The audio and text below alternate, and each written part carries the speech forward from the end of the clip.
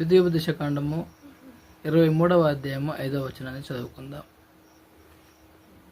నీ దేవుడైన యెహోవా నిన్ను ప్రేమించుచున్నాడు గనక నీ దేవుడైన యెహోవా నీ నిమిత్తము ప్రతి శాపమును ఆశీర్వాదముగా చేశాను.